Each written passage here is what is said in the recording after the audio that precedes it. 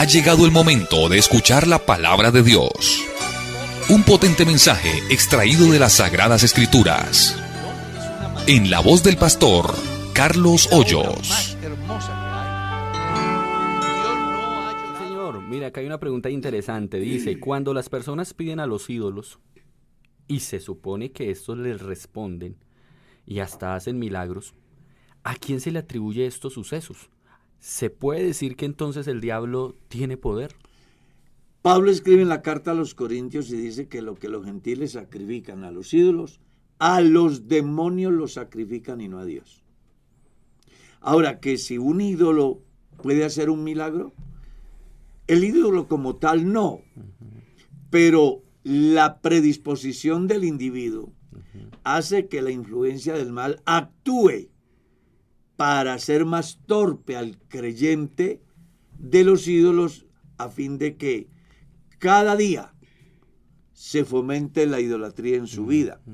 En Apocalipsis capítulo 13 ustedes leen que la bestia cordero, que es la figura de la religión,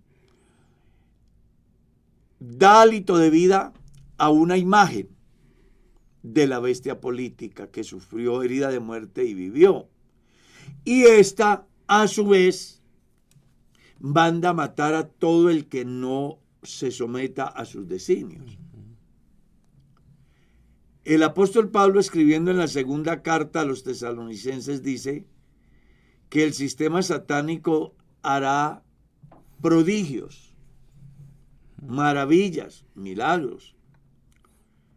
Jesús dijo, mirad que nadie os engañe, porque vendrán muchos en mi nombre diciendo yo soy el Cristo y a muchos se engañarán. Y dice que harán milagros, de tal manera que engañarán inclusive a los escogidos. Sí. Esta semana en uno de los programas estamos hablando de que los milagros son una realidad. Lo que pasa es que las personas tienen que entender o aprender a entender cuál es la procedencia. Entonces a mí me dicen, el milagroso de Buga, ¿cómo le parece que una señora fue en silla de ruedas y salió caminando? ¿Usted cree eso, pastor? Yo le digo, sí. Pero lo que también puedo creer es que no es de parte de Dios, porque es un ídolo. ¿Ya? Y lo que hace el diablo es utilizar lo falso, haciendo pensar que es verdadero para engañar a la gente y llevarlos así a una esclavitud mayor. De allí que hayan tantas personas en el mundo engañadas, ¿no, hermano Carlos? Y aún con esa venda en los ojos, de ahí que pase eso. Claro. Impresionante. Entonces, que si el enemigo puede hacer milagros, claro, los hechiceros de Egipto hacían los mismos milagros que hacía Aarón y Moisés. Exacto. La diferencia era la procedencia. Exacto. Pastor, ¿puede una mujer dar Santa Cena o servir en ella? Una mujer no puede oficiar el servicio de Santa Cena, pero una mujer como diaconisa, o si el pastor le delega dicha responsabilidad, puede ir a entregar el pan o a entregar el vino. Pero eso no es que ella oficie, porque eso solamente lo oficia la persona debidamente autorizada por Dios y por la iglesia. De hecho, que hay un orden que dice que, por ejemplo, un pastor con licencia de predicador no puede oficiar el servicio de Santa Cena. Un pastor con licencia local no puede oficiar el servicio de Santa Cena. Solo está facultado para hacerlo cuando se da el ascenso a pastor con licencia general. Hablando del campo administrativo. Entonces ya cuando el pastor tiene su licencia general, él en su ceremonia puede pedir a las diaconisas que vayan y lleven el pan o lleven el vino al pueblo. Pero como tal ellas no pueden oficiar. Ya. Amén, hermano Carlos. Preguntan, Dios le bendiga, pastor y mesa de trabajo. Tengo una situación en mi hogar. Yo estoy recién casada. Mi esposo es católico y yo estoy en el proceso de reconciliarme con el Señor. Lo que sucede es que ahora mismo yo estoy yendo a la iglesia y le digo a mi esposo que me acompañe por lo menos una vez al mes. Y él parece que ahora va cediendo, antes lo hacía, ahora está cediendo, y me dice que así como él me acompaña, que yo por qué no lo acompaño a la católica. Quisiera saber una manera sabia de responderle a él, aunque yo en muchas ocasiones le digo y le muestro por la Biblia que no voy porque Dios es celoso y no le agrada la adoración a los ídolos, y ese sitio está lleno de ídolos, y muchas cosas que hacen allí desagradan a Dios. Pero me gustaría que me ayudara con una respuesta más sabia para mi esposo, y que sepa por qué no lo acompaño a la iglesia católica y por qué él sí debe acompañarme a la iglesia evangélica. Es muy interesante la pregunta porque ella comenzó mal. Siendo creyente, se casa con un inconverso. O sea, ya va mal. Claro. La Biblia dice, no os unáis en yugo desigual con los incrédulos. Precisamente, preveyendo Dios, ese fenómeno que se está dando en esa pareja, es que dice que las personas deben de casarse con personas de su misma fe. Claro. Ahora, bíblicamente dice que se conviertan ellos a ti y tú no te conviertas a ellos. Usted, al tomar la decisión de casarse con una persona que no es convertida, estoy seguro que usted sabía las consecuencias, porque en la iglesia se le enseña a las personas acerca de la inconveniencia en el sentido de dar un paso tan serio como es el del matrimonio con una persona que no pertenece a nuestra fe. De hecho, entonces usted ya sabía las consecuencias, entre ellas, pues que él puede llegar hasta oponerse, hasta hacerle la vida imposible, hasta maltratarla, porque eso es lo que nosotros conocemos. Entonces, creo que ahí lo que usted tiene que tener es carácter. No lo tuvo, desafortunadamente, pero ahora tiene que comenzar a tener el carácter cristiano para buscar de que él respete su credo y sus decisiones. Ya, él respete sus credos y sus decisiones.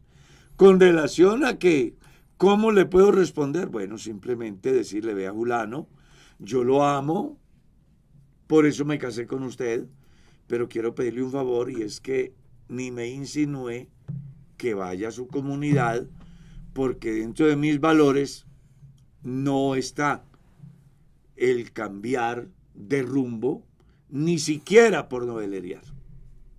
Ah, que entonces yo no vuelvo a su iglesia. Eso será problema de él. Usted dé el ejemplo, Dele testimonio. viva la vida cristiana, Sí. no le dé pena decirle, vea, yo quiero ofrecerle excusas, yo no debí de casarme con usted, pero lo hice por amor. Hoy yo espero que usted entienda mi posición, porque quiero agradar a Dios, y dentro de ese agradar a Dios no está el yo asistir a sus ritos religiosos. Más bien lo convoco para que asista a nuestra iglesia y escuche la palabra.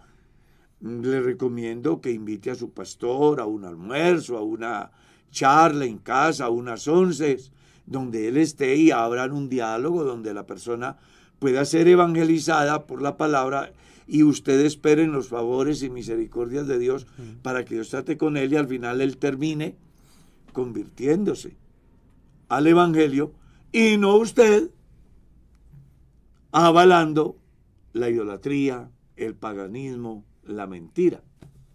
Eso es lo que yo te puedo decir. Amén, hermano. Amén. Pastor, ¿puede un hermano que deba dinero servir en el altar? Lo primero es que las personas tienen una confusión con el asunto altar, porque tenemos el pensamiento del tabernáculo en la mente, donde había un lugar santo y un lugar santísimo. Entonces, en los salones de predicación pensamos que el espacio donde 50 centímetros más de altura, que se hace con el fin de poder ser visible al auditorio, se piensa que es más santo. Que todo el resto. Y Sí, resulta que sí, no. pastor, pero yo entiendo No, a la por eso- persona Sí, que sí, está ahí va. haciendo la, Mm. porque no todos los que se congregan en la iglesia participan cantando, predicando, Exactamente. dirigiendo. Sí, sí. Pero yo estoy tratando de ilustrar con respecto a que dentro del cristianismo, y Jesús lo enseñó, ni en Jerusalén ni en este monte, que era el pensamiento de ellos, que había un Sí. lugar. Bueno, aquí en este caso es bueno entender de que las personas, el hecho de que tengan una deuda, hay dos maneras de observar la deuda y dos maneras de adquirirlas. ¿Ya? Una deuda yo puedo adquirirla por necesidad con la plena convicción de que la voy a pagar. Ujú. Una deuda puedo adquirirla con la necesidad, pero con la convicción de no pagarla. Ahí está el problema. Ahí donde está el caso. Sí, ¿Qué ser humano no debe hoy día? Yo creo que son muy poquitos los que no deben. Y entre ellos hay gente fiel a Dios. Entre ellos, muchos de los pastores estamos pagando, por ejemplo, la casa. Le debemos plata al banco. O le debemos plata a alguien que nos ajustó para dar la cuota inicial. El problema no es deber, el problema es no pagar. Ahí es donde está el por ejemplo, problema. pastor, si un hermano o una hermana hace un préstamo grande y por decir, entra en quiebra y todo se le acaba, y entonces dice, no, yo no puedo pagar, y ya. Debería esta persona de acercarse a su acreedor diciéndole, vea, primero quiero agradecerle a Dios y a usted por haberme facilitado el dinero que en el momento necesité. Yo lo conseguí, lo solicité con la mejor intención, pero se ha presentado este impasse y quiero que usted sea comprensivo. No le digo que se lo voy a pagar ya porque me quebré, me robaron, lo que le haya pasado, pero tenga la plena certeza que así sea de a 100 pesos, pero le voy a pagar. El deber del acreedor es aceptar. Claro, se debe entrar a una conciliación. Debe entrarse a una conciliación. Eso pasa hasta en el mundo. Tienes una deuda y estás quedado con el banco, pues te llaman a conciliar, a ver cómo va a pagar. Y si eso pasa ya, ¿cuánto más entre nosotros los cristianos? Entonces, si yo le debo una plata al pastor Diego y por alguna circunstancia, yo qué sé, no pude pagarla porque tuve un mal cálculo, porque me la robaron en un negocio, porque tomé una mala decisión. Uno sabe que quien la prestó lo hizo con la mejor intención, pero el que la prestó también debe saber que hay percances que se pueden presentar en la vida que no están en los planes de quien adquiere un crédito. Entonces ahí tiene que entrarse a negociar, a ver cómo va a pagar. Y el acreedor debe de aceptar la propuesta porque al final de todo es su hermano. Es su hermano. Y en el caso de que Es más, en el pueblo de Israel era complejo. Yo prestaba y cuando llegaba el año del jubileo no era el acreedor el que tenía que estar presionando o el deudor asfixiado, sino que por norma sagrada de Dios la deuda quedaba saldada para que el hermano pudiera tener paz. Santo Dios. En mi tierra hay un dicho muy importante. En mi tierra hay un dicho que dice, el que presta dinero es porque no lo necesita. Pero hay veces, no estoy diciendo sí, que es pero un por ejemplo, hermanos que de buen corazón les da A pesar mí me ha quieren pasado. hacer ese favor. A mí me ha ¿A ti te pasado. ha pasado, pastor? Claro, Muchas yo lo veces. he hecho. a veces hasta Pero, Sí, y sí. incluso he conseguido dinero prestado Para prestar. para ayudarle a la A esa persona. persona, sí. Me he sorprendido que la persona no me ha pagado. Exacto. Pero entonces yo ¿qué hago? Queda satisfecho porque Quedo usted- satisfecho porque hice el favor y yo brego a pagar y aprendo una lección. Y es que cuando alguien me pide que le preste, si tengo, yo le facilito el recurso, pero no pienso que presté. Exacto. Pienso que regalé. Exacto. Aunque el individuo que solicitó prestado se vaya con el pensamiento De que va a devolverlo. de que me da devolver el dinero. Si me devuelve el dinero, yo lo acepto como una bendición. Gloria a Dios. Él toma la decisión de pagar y yo lo acepto como una bendición. Pero si él no me llega a pagar, no voy a dañar la comunión con el hermano, ni me voy a dañar mi paz por algo que en un momento dado se presentó. Y se los digo por experiencia. Sí. Es que yo lo he vivido. Sí, pastor. Entonces hoy, afortunadamente, mantengo sin 5. Y el que me dice que le preste, le digo, no tengo. Pero si en el momento tengo, yo le facilito y no espero nada. Para que cuando llegue esa bendición, pues sea una bendición para mí y sea el resultado de la bendición para mi hermano. Amén. En ocasiones es mejor así, prestar sin esperar que se lo van a devolver. No, es que Ya se debería fue. de ser Sí, así. se fue el dinero. Y ya independientemente de que sirva en el altar, también si está de portero, está en No, el en lo que parqueadero, esté. en servicio a Dios, y si no quiere pagar y no lo desea, Eso ya es otra cosa. ahí sí. No, si una persona Ujú. se comprometió a pagar y no quiere pagar y el acreedor sabe que es que no quiere pagar, Ujú. pues ahí sí debe de hablarse con su pastor, Exacto. porque Sí. ¿cómo así? No, debe de ser una persona correcta. Amén. Pero hay personas que se les presentan situaciones que escapan Exacto. de la voluntad del individuo y tampoco podemos pues satanizarlo, condenarlo, cuando a lo mejor él tiene toda la mejor intención. Entonces lo que el deudor debe hacer es hablar con su acreedor, ofrecerle excusas y asumir un compromiso de pagar. Y el acreedor aceptar, entrar a una conciliación y no juzgar al hermano porque se le presentó una emergencia y no pudo dar el cumplimiento. Amén, hermano Carlos. Preguntan, buen día. ¿En qué momento un creyente logra alcanzar la perfección? Si es posible, muchas gracias. Sí, su perfección llega cuando se le quede quieto el corazón o cuando el Señor Muera. venga y levante su iglesia. Por eso es que Pablo escribe en una de sus cartas y dice, el que comenzó la buena obra en vosotros la perfeccionará hasta el día de Jesucristo. Amén. Hablando que mientras estemos en esta carne, tendremos aciertos y desaciertos, en mayor o menor, pero que solamente se termina el proceso de Dios en el individuo cuando yo en mi buen hacer, dentro de mis valores, llega la muerte. Entonces ya no podré seguir fallando. O el Señor viene por la iglesia y me transforma. Ahí se da la perfección. Amén. Amén.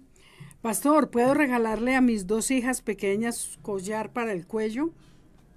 Sí, usted puede. Pienso que no es bautizada la señora. Si no es bautizada, pues uno, si no es convertido, pues, uno puede hacer cualquier cosa. Claro. Pero si es cristiano y pregunta que si puede, pues también le digo que puede. Lo que tiene que pensar ¿es debido? ¿Le está aprobado por Dios? ¿Dios lo avala? ¿Qué hacemos con Isaías capítulo 3, verso 15 en lo adelante? ¿Qué hacemos con lo que el apóstol Pedro escribe en su carta? Entonces, recuerde lo que dice el apóstol Pablo. Todo me es lícito, pero no todo conviene. Uno sí se preocupa que en una familia donde se llaman cristianos, la niña viene con aritos, por ejemplo. No, que es que mi marido es inconverso. O mi mujer es inconversa y yo por no. O sea que usted por no defender sus principios va contribuyendo con la perdición de sus hijos. No, usted tiene que tener carácter cristiano. ¿Ya? Carácter cristiano. Y ese carácter se va a ver reflejado cuando esté en condiciones de decirle a su marido, me da gran pena, pero es que la niña permanece aquí más conmigo y yo la llevo a la iglesia. Y yo quiero llevar la niña a donde Dios quiere que llegue. Ujú. No estoy de acuerdo con que usted influya en esas decisiones. Como también debe de tener carácter para decirle a su marido que no es convertido, que usted no va a permitir que su hijo se vaya para una cantina con él o para un prostíbulo. Como no debe de permitir que su hijito o su hijita se ha llevado a un rito religioso u ocultista o satánico. Es que nosotros somos cristianos, ¿ya? Y debemos de fijar una postura. ¿Qué es que se incomoda? Pues usted debió de saberlo antes de casarse, que él se iba a incomodar o ella se iba a incomodar. Usted debió de saberlo. Ahora, si es que esto ha sucedido después, es decir, que usted creyó al Evangelio después de que se casó, entonces ya tienes el doble trabajo de dar la altura como cristiano o como cristiana para que él o ella sea ganado sin palabras por la buena conducta de la parte creyente. Amén. Amén, hermano Carlos. Pastor, ¿a qué se refiere la Biblia cuando dice con temor y temblor? Pues lee el texto completo, sirviendo a Jehová con temor y temblor. El pastor está respondiendo ahí como pam, pam, pam. El texto completo le da la explicación.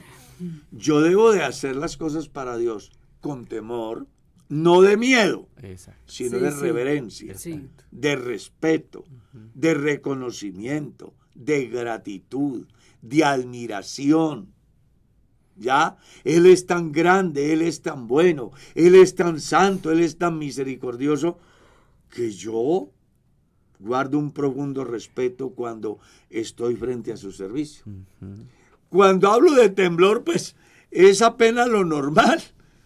Sí. ¿Qué persona no siente que le tiemblan las manos cuando está frente a un auditorio, o los pies o las piernas, sabiendo la responsabilidad que tiene? Sí. Porque es que tiene dos responsabilidades, y es de presentar el mensaje de Dios de una manera digna y a la altura, y buscar de que ese mensaje no afecte negativamente a las personas, porque muchos de nosotros como predicadores tenemos en la mano una espada que es de dos filos. Si la sabemos usar, va a beneficiar, pero si no la sabemos usar, va a hacer daño.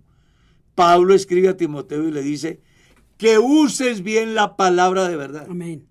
porque la palabra mal usada puede destruir a alguien.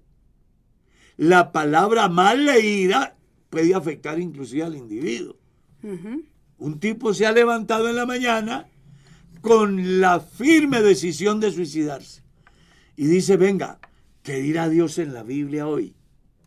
Abrió la Biblia y encontró el texto que decía, lo que has de hacer, hazlo pronto. Y se suicidó. Él lo hace pensando que Dios le dijo, pero no fue Dios. Es que las personas tienen que aprender a asumir responsabilidad y a entender cómo se lee la palabra. Entonces, Amén. la palabra mal usada, mal leída, mal predicada, sabiendo que el objetivo es para bien, puede traer consecuencias negativas en la vida de la persona o de un auditorio. Amén. Amén, amén. Preguntan, buen día hermanos, Dios los bendiga. Pastor, tengo una inquietud. ¿Para Dios los pecados tienen peso? Es decir, que unos pecados sean más pequeños que otros o unos más grandes que otros. Apocalipsis 21:8, 21:7 le dice que para Dios todos los pecados, entre ellos las mentiritas blancas, Ujú. ¿sí? Dice los cobardes, incrédulos, abominables, y comienza a describir.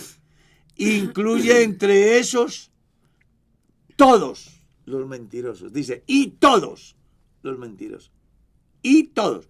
Eso de que yo digo una mentirita blanca, una mentirita necesaria, una mentirita por no hacer quedar mal, una mentirita Pues según dice Dios, quienes lo practican, dice, tienen su parte en el lago que arde con fuego y azufre. Para Dios todos los pecados son iguales, que dentro de la sociedad se ven diferentes, ¿cierto? Porque si yo me levanto contra mi prójimo y le quito la vida, soy un homicida, hay un escándalo, hay una sanción social. Y la pena es mayor en Y la ley. pena es mayor. Pero yo puedo engañar a mi prójimo vendiéndole un producto malo como bueno. Y ese señor es un caballero. Pero delante de Dios tiene la misma sanción.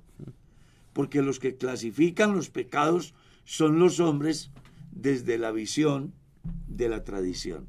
Pero ante Dios todos los pecados son iguales, excepto del que habló Jesús, o del que habló el escritor a los Hebreos, o del que habló Juan en su capítulo 5 de su primera carta, que habla del pecado de muerte, de la blasfemia contra el Espíritu Santo, o del que le hace afrenta al Espíritu de gracia, o del que peca voluntariamente.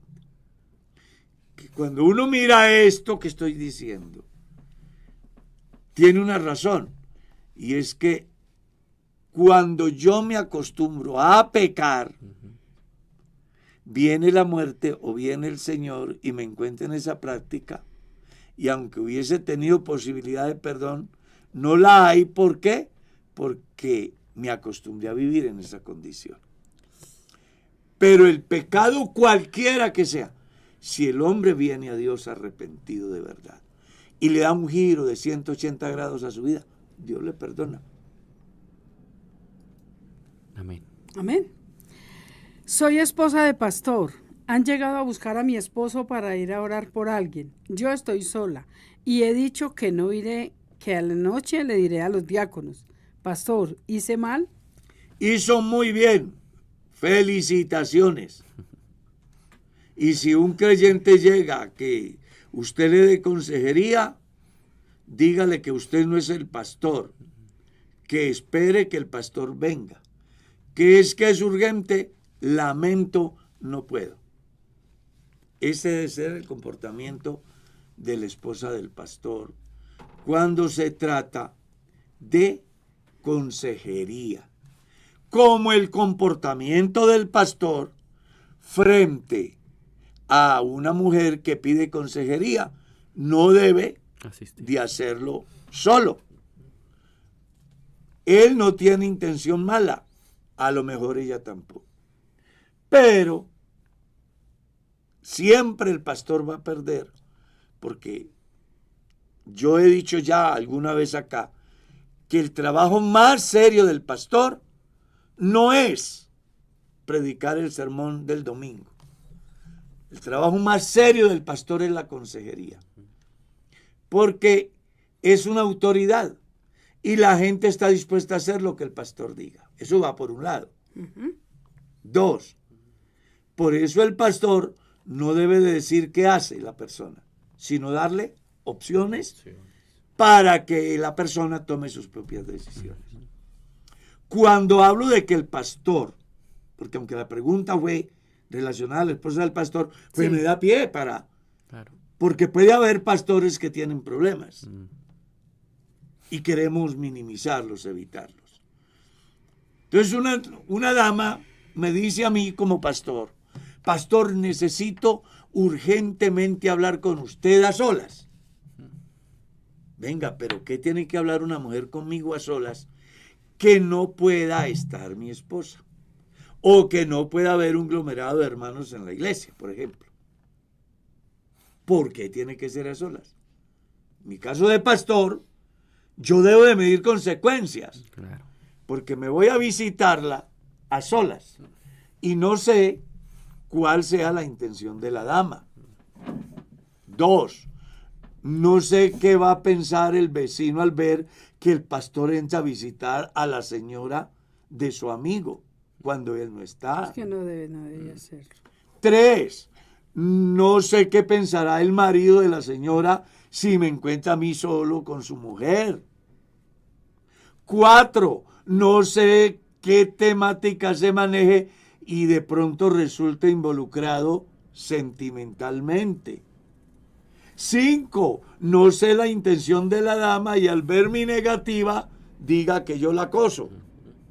Después el pastor tiene que poner cuidado.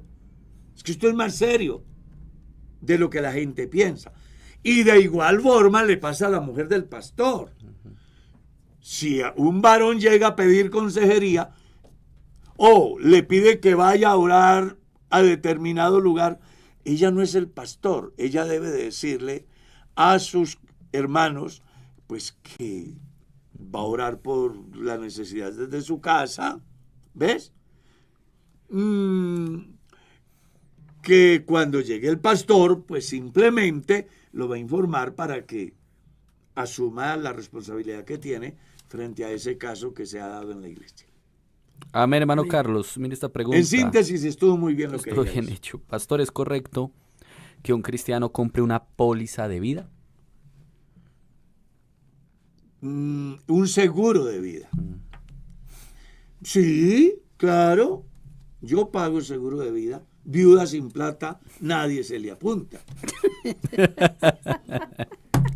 Y el escritor consagrado dice que el que no provee para los suyos es peor que un incrédulo y ha negado la fe. Ojalá cada hombre que tiene su familia, sea rico, sea pobre, pague una póliza, un seguro de vida, porque la vida no la tenemos comprada. Y pienso que dejar a la esposa y a sus hijitos a la vera del camino, cuando con una pequeña cantidad de dinero pudo por lo menos resolverles el techo, que aunque no es una riqueza, sí es una bendición, donde sus hijitos y su mujer. Yo pago póliza de vida casi que desde que me casé. Por lo mismo, pastor. Por lo mismo. Porque viuda sin Porque plata, viuda, déjele. imagine, Mercedes viuda, ¿quién se le apunta? Nadie. No, es una forma de decir. Pero realmente yo me iré más tranquilo sabiendo que mi esposa queda bajo un techo y con algo para sobrevivir, y no que quede expuesta a la mendicidad. Entonces, es responsabilidad de los hombres. Creo que está muy bien hecho y ojalá que todos los hombres que están escuchando hoy lo hagan, porque hay que amar a la esposa y hay que pensar en los hijos. A nosotros como pastores nos motivan todo el tiempo a sacar un seguro de vida. Es más, la corporación Corpentur Unida nos facilita muchas cosas y la mayoría de pastores, pues, como dice hermano Carlos, pagamos un seguro de vida. Pensando en el bienestar de la familia. Pensando en el bienestar de la Claro, familia, de los hijos. Sí, familia. señor. Y si ese seguro cubre invalidez del comprador, pues uno no está libre de tener una enfermedad que lo limite. Y bueno, siempre será mejor tener algo de que echar mano y no Claro. estar desamparado. Amén. Amén. Hay una pregunta que me parece interesante. Pastor, ¿qué opina usted de un pastor de la iglesia, de una iglesia, que no predica, sino que siempre pone a los líderes de la iglesia o pastores invitados? Él predica muy pocas veces. El resto se lo pasa sentado en la primera banca. ¿Qué opinión? Pues hay dos cosas que se pueden dar. Una, que el pastor esté enfermo. Yo conocí el caso de un pastor que estuvo 6 años en una iglesia y no predicó un sermón. ¿Y hay qué? No, pues a mí me parece gravísimo desde el campo de directivos, porque ellos sí deberían. El pastor está para alimentar, y la alimentación del pastor a la iglesia es la enseñanza, Claro. es la predicación, es la exhortación, es la corrección. Y si yo por motivo de salud no puedo, el deber de los directivos superiores es, hermano, lo valoramos, lo queremos, lo apreciamos, pero la iglesia necesita un alimentador que es el pastor, Claro. un cuidador que es el pastor.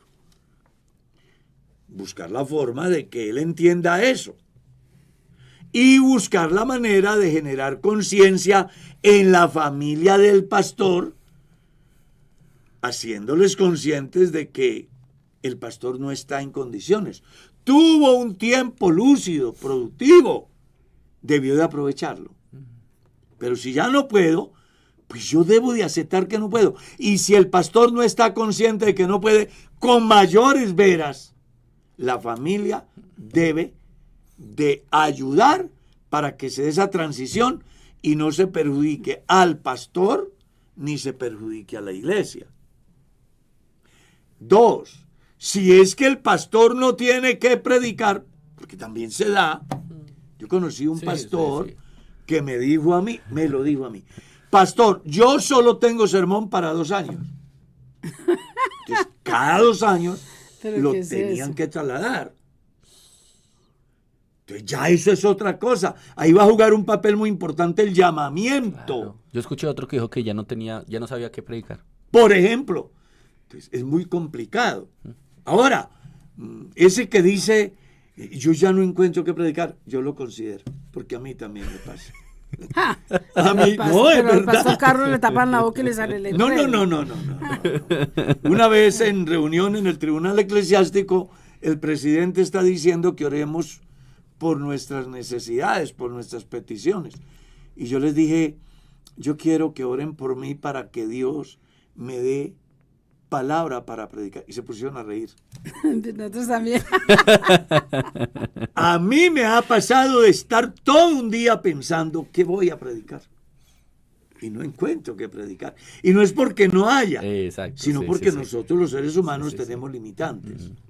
¿Ya? Entonces puede darse que un día uno no tiene la lucidez suficiente como para... Sí. No es verdad. Yo he leído la Biblia por 54 años. ¿Ves? Sin embargo, hay días que se me dificulta. Porque es que predicar es de mucha responsabilidad. Amén. Entonces ahí sí considero al pastor porque a mí me ha pasado. Pero cuando el pastor ya no predica, sino que se sienta, pues sí hay que hacer un replanteamiento de la vida. Si el pastor es consciente de decir, debo de hacerme a un lado, si es que de verdad tiene la limitante como la del pastor de 6 años que no predicó un sermón, pues ahí ya la responsabilidad es de los directivos y no deben de dejar que la iglesia pues sufra, porque es la iglesia de Dios. Amén. Yo tengo claro que el día que mi cerebro no comience a funcionar como debe de funcionar, yo debo de aceptar. Y es más, yo le pregunto al pastor asistente, a veces le pregunto a personas cercanas, venga hermano, ¿usted todavía me ve coherente? Porque si me ve incoherente, yo no quiero ser un problema para la iglesia de Dios. Amén. Amén, hermano Carlos. Preguntan, mi pastor, ¿dónde habla la Biblia acerca del suicidio? No, pues, la Biblia habla, Judas se suicidó. Ya el pasaje, Judas se suicidó. Atentó contra su propia vida. El mismo Saúl, ¿no? Sí, señor. También se suicidó. La Biblia habla de varios que se han suicidado. Es decir, suicidarse es el equivalente a atentar contra mi propia vida. Y a Saúl le pasó y a Judas también. Amén. Si se le confiesa el pecado al pastor, ¿la esposa debe de estar ahí? Claro. Taquillera la pregunta. Yo creo que... O sea, algo así. Una persona pecó. Pues veo que es una pareja. Por El eso. hermano pecó y entonces él pregunta, Ya. para confesarle el pecado al pastor, para hablar con él, ¿la esposa debe de estar ahí? Lo que pasa es que ahí hay una mala interpretación. No la esposa del pastor, sino la esposa de él. Sí, una pareja, hoy o mañana él Ven a pensar. o ella, él o ella, Sí. vamos a hablar así, Pues yo pienso que sí, en los dos casos. sí, porque Sí. se dan los Claro. dos casos. Entonces, quiero hablar con el pastor. Lo primero es que es un concepto personal, aclaro. No es la regla de la Iglesia Pentecostal Unida de Colombia, ni del presidente, Ajá. no. concepto personal. Sí. Yo, Carlos Hoyos, me hago responsable de lo que voy a decir. Desde mi visión, creo que ningún pastor está para escuchar confesiones de pecado. ¿No? La Biblia dice, si el hombre peca contra el hombre, los hombres le juzgarán. Pero si el hombre peca contra Dios, ¿cómo arregla el problema? Bíblicamente, ¿cómo resolvió el problema David? ¿Con el hombre o con Dios? Con Dios. Entonces, vamos a suponer que la pareja de Pepito y Pepita viven bien, pero a Pepe o a Pepa se le fue la mano con el vecino o la vecina y vienen donde Anacleto, que es el pastor.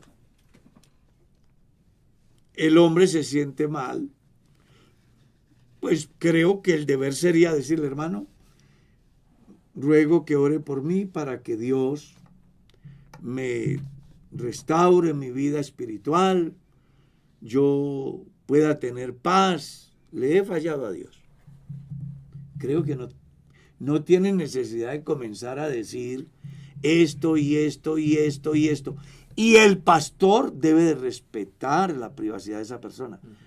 Porque si la persona viene y le dice que se siente mal, que necesita que ore, que él quiere ser restaurado por Dios, el pastor debe de dar por hecho que el hermano tiene un problema espiritual y su deber es orar por él. No estarles colgando la lengua. No. ¿Qué le pasó? Hasta donde quiera ¿Qué, llegar. cómo fue? Sí. ¿Que dónde, que a Exacto. qué hora? Hombre, no, a mí se me hace que es como escarnecer a esta persona que viene buscando una ayuda.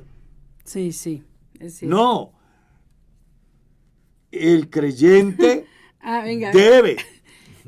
No es a la esposa del que cometió el pecado, sino a la esposa del pastor, porque ella todo lo dice. No, los pastores debemos de estar muy bien casados. De hecho, que en las iglesias donde yo he sido pastor, en lo primero que hago con los diáconos es los asuntos administrativos, ustedes van a participar en esas decisiones. Y en situaciones fortuitas donde se requiere una disciplina sobre alguien que representa mucho en la iglesia, Sí. les voy a tener en cuenta. Pero asuntos de carácter moral no van a ser ustedes informados. Me parece muy sabio. Porque cuando el pastor Diego me dice a mí, pastor, tuve un problema así, y entonces yo reúno a 4 o 5, pues eso deja Sí, señor. de ser un secreto para ser un bochinche. Claro. Entonces uno también tiene que cuidarse y cuidar la dignidad del otro. La esposa del pastor debe ser lo suficientemente prudente para callar. escuchar lo que sea y cerrar la boca.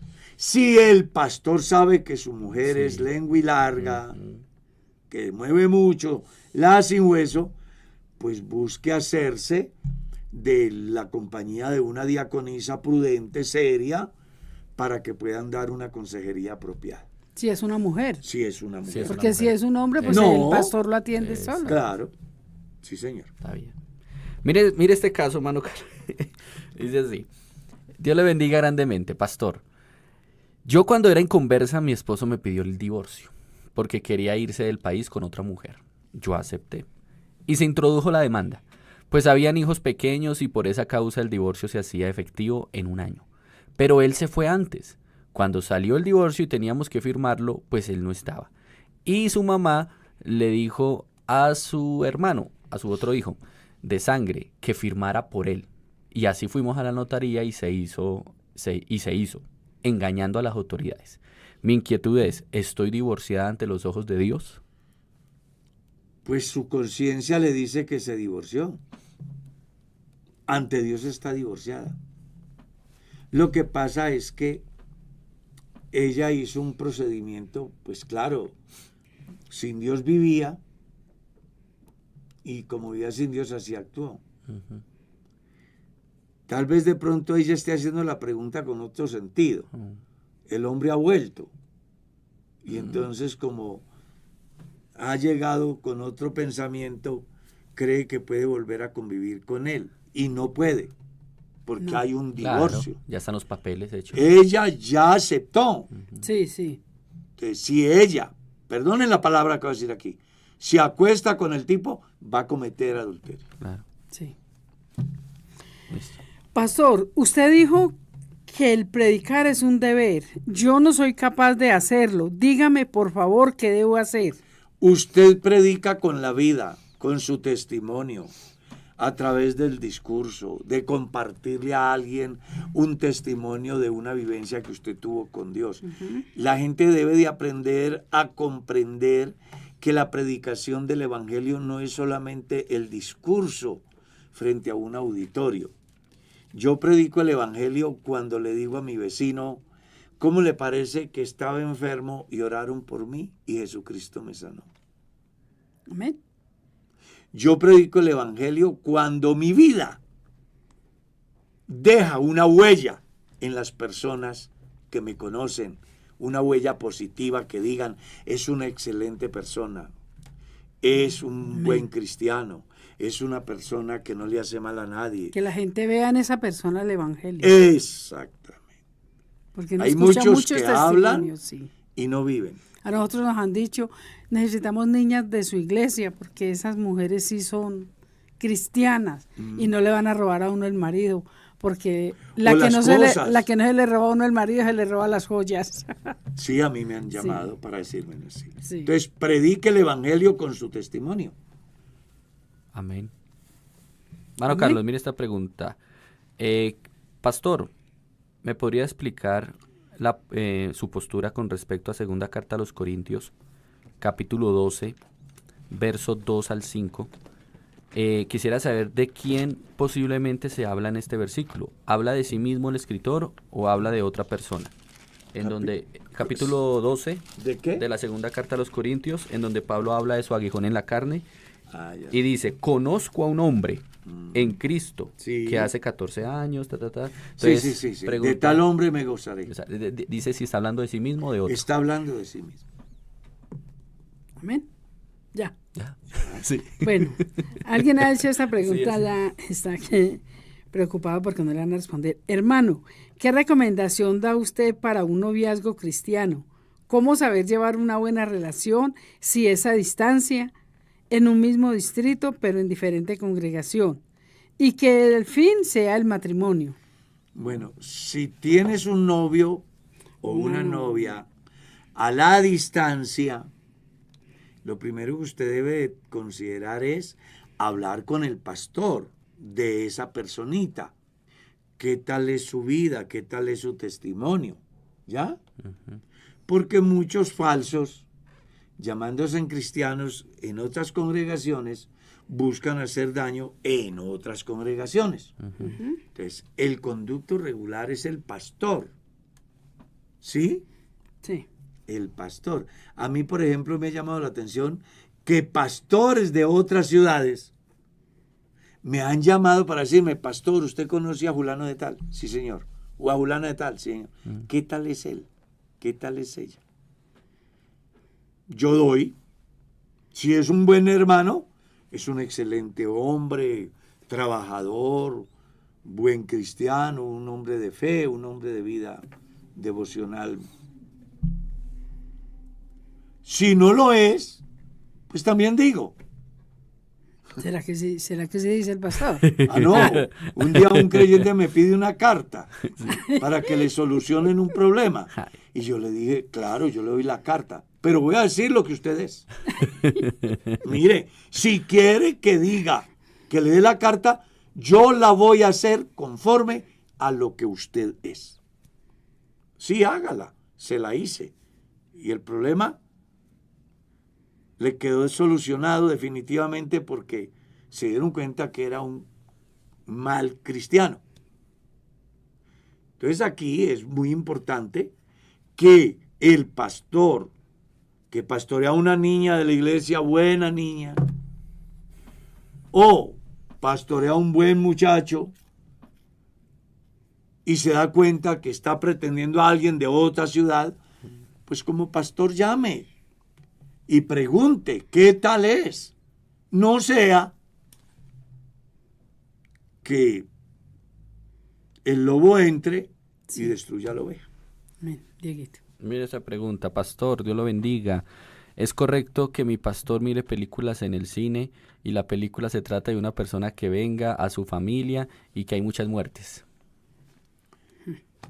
Pues no sé ahí cómo será, porque es que yo en la vida pues todavía no sé cómo se llama una película. No condeno a quienes ven películas, ni más faltaba yo ponerme aquí a condenar. Sí, Creo que son cosas del individuo, cada uno dará cuenta a Dios. sí, sí. Yo, Y más de pastores. y claro, entonces, si me preguntas a mí cómo se llama una película, yo no sé cómo se llama una película porque nunca fui a un teatro, nunca fui a un cine, nunca me he sentado frente al televisor a verme una película. ¿Ya? Habrán algunos que si tienen tiempo, no sé. Yo ahí pues no me atrevería a hacer un juicio. Cada uno dará cuenta a Dios, cada pastor es responsable. Tenemos un minuto, pastor. Si alguien está a punto de morir, el pastor no está y él pide el bautismo, ¿lo puede bautizar un diácono No. o un miembro de la iglesia? No, no porque Dios constituyó a unos apóstoles, a otros profetas, a otros pastores.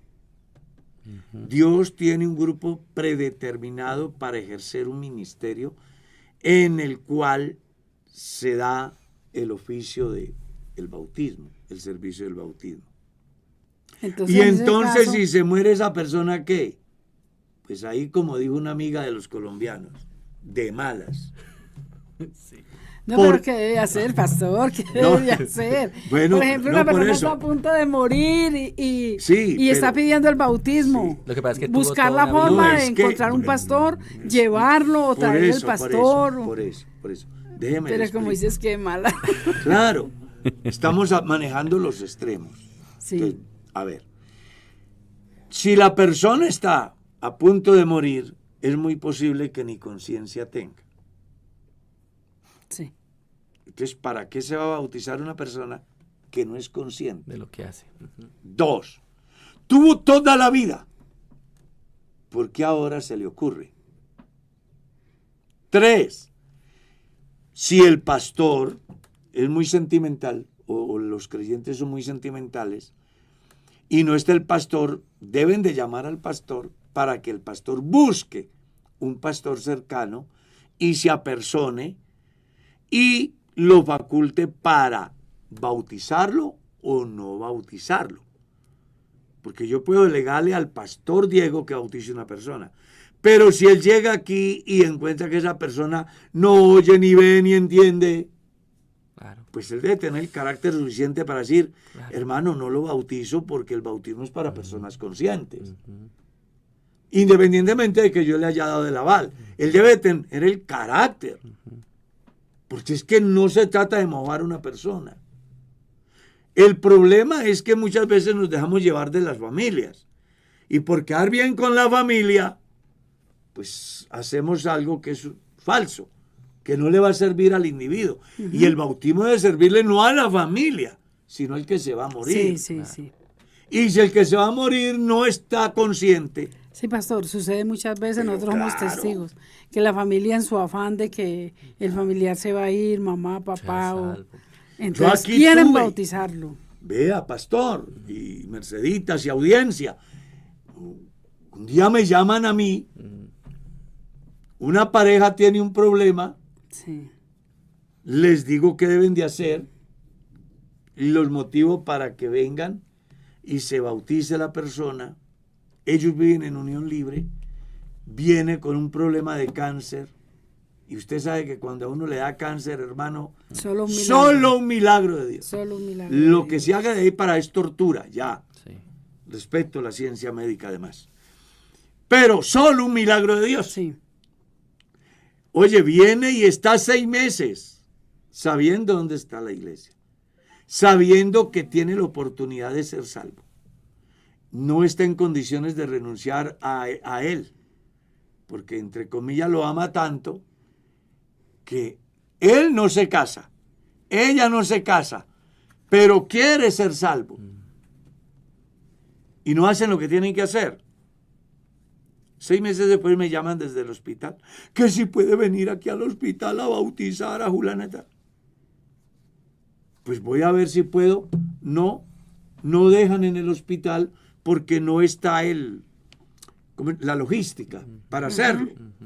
Hermano, ¿y qué hacemos? No, pues si quiere traiga a la calle, aquí le bautizo. No, es que no puede salir. Ah, bueno, tuvo toda la vida y 6 meses de añadidura. Buscar al No Señor quiso. mientras puede ser hallado. La gente tiene que aprender a entender que a Dios no se busca como el bombero que apaga el incendio. A Dios se busca como el amo, dueño y señor de nuestras vidas. Y debe de ser, desde el momento que yo entiendo el Evangelio, debo de dejar lo que sea, perder lo que sea, renunciar a lo que sea, hacer lo que sea. Pero no hay nada más valiosa que la salvación. Amén, amén, amén. Así que si una persona quiere ser salva, no le ponga obstáculos. Deje lo que sea. Jesús fue claro. El que no dejare padre, madre, hermanos, hijos, bienes por seguirme a mí, no puede ser mi discípulo. Sí, Señor. Usted es el que tiene que decir.